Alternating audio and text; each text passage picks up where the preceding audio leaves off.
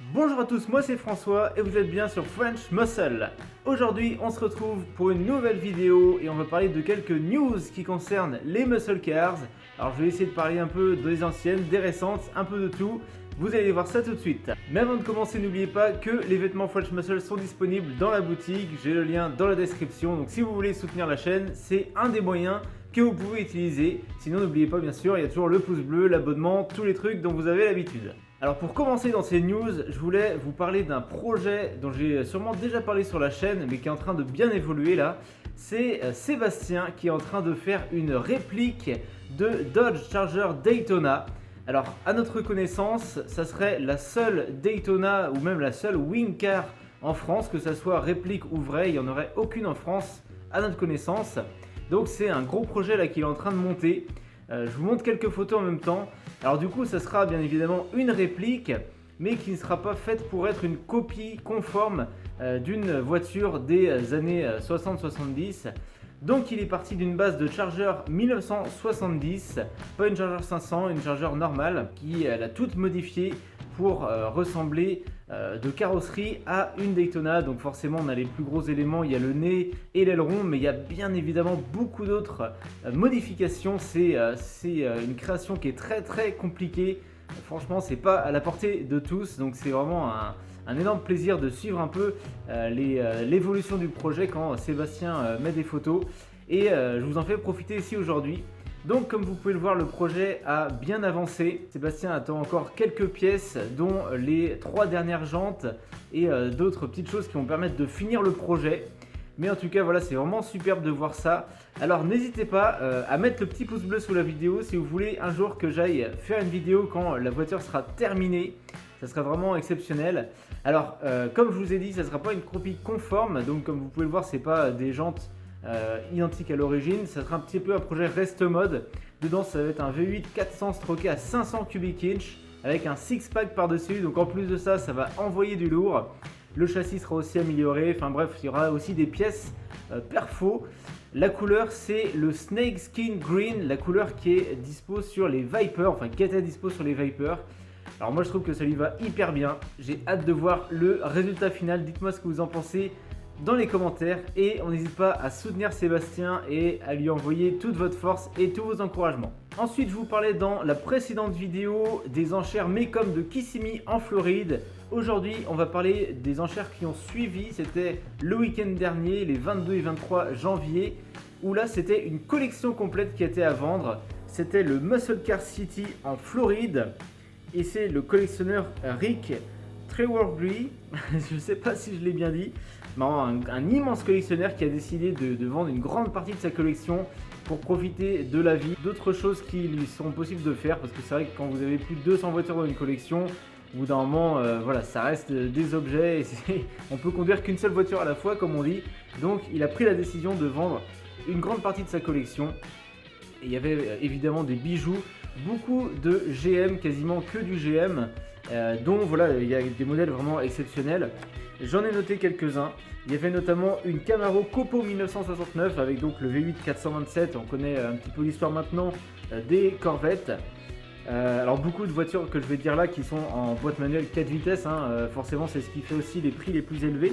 Donc celle-ci, cette Copo de 1969 avec le Hugger Orange en couleur, elle est partie à 209 000 $.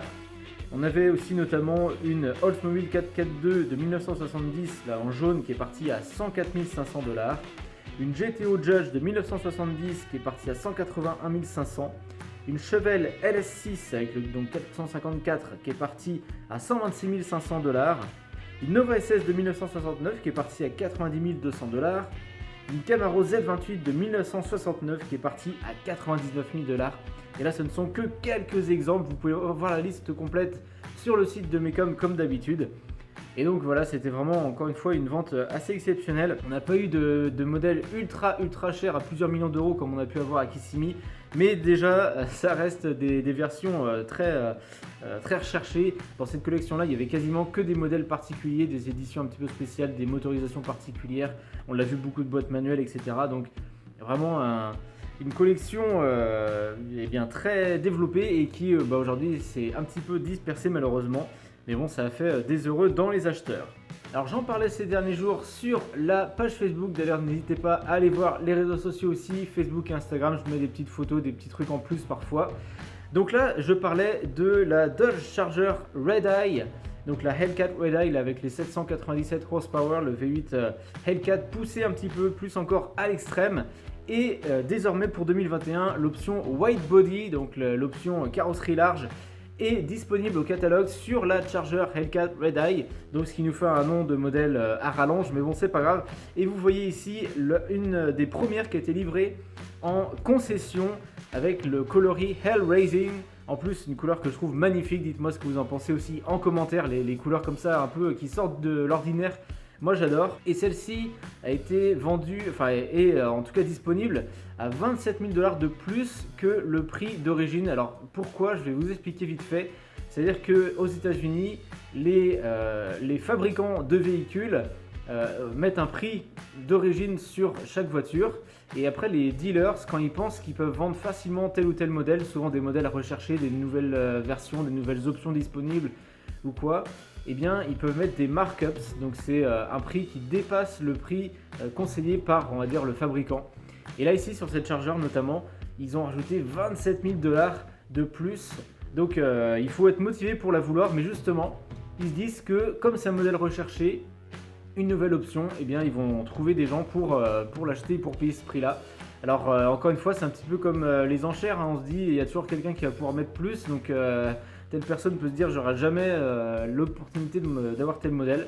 Bien là il faudra sans doute attendre que ces voitures là arrivent en occasion pour mettre la main dessus.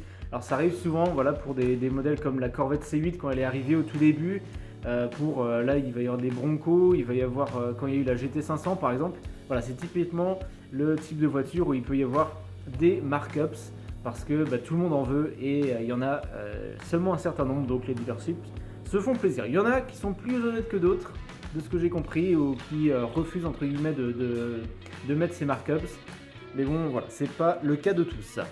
Pour rester dans les muscle cars récentes, on va parler vite fait des ventes 2020. Alors forcément avec l'épidémie, on s'en doute, les ventes ont été bien en deçà de ce qu'elles sont d'habitude. Il me semble qu'en gros en tout c'est 15% de moins que les années précédentes, grâce aussi, ça n'a pas été pire que ça grâce au la quatrième partie de 2020 où là du coup les ventes sont reparties.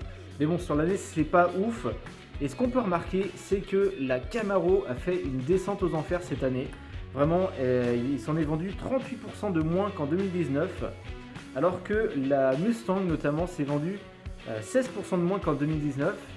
Et il y a eu, il faut le noter, 14% de plus de Shelby qui ont été vendus en 2020. Et ça s'explique parce que c'est la dernière année où les GT350 étaient disponibles. Et il y a aussi eu l'arrivée de la GT500, donc ces deux choses-là ont fait que je pense les gens voulaient mettre la main sur les dernières GT350 et se sont aussi fait plaisir sur la GT500.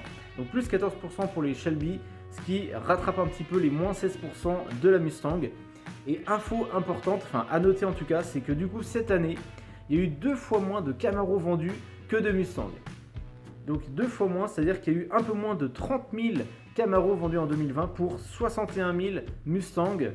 Et la Dodge Challenger se positionne encore en deuxième position avec 53 000 ventes, ce qui est moins 13% par rapport à 2019. Donc la Challenger qui fait entre guillemets la moins grande descente depuis l'année 2019. Alors dites-moi encore en commentaire ce que vous en pensez. Comment est-ce que vous expliquez un peu la chute de la Camaro? Est-ce que c'est une année de transition? Est-ce que le modèle vraiment plaît moins? Est-ce que c'est dû à son esthétique, alors son prix, je ne connais pas, c'est vrai, les prix des trois et comment elle se positionne, mais en tout cas, voilà, il y a sûrement une explication pour que les acheteurs délaissent un petit peu ce modèle. Alors moi personnellement, vous le savez, si je devais classer un petit peu, je mettrais sûrement Challenger en premier et après Camaro Mustang à peu près au même niveau. Mais c'est parce que j'adore vraiment l'esthétique de la Challenger, donc c'est pour ça que je la mets au-dessus du lot. Entre la Mustang et la Camaro, pas évident à dire. Je pense que les dernières années de la Camaro quand même sont... Enfin je trouve que le design est moins réussi qu'avant. Alors je donnerais peut-être quand même la Mustang en deuxième position. Surtout si vous la prenez par exemple forcément en GT500. Même si la ZL1 ALE chez Camaro est magnifique aussi. On va finir ces news avec une info, celle que la Mach 1 arrive sur le marché pour 2021. Alors la Mac One, vous connaissez sûrement les versions de la première génération, là à partir de 69, et les versions 2003-2004. Et bien le nom Mac One a été ressorti par Ford.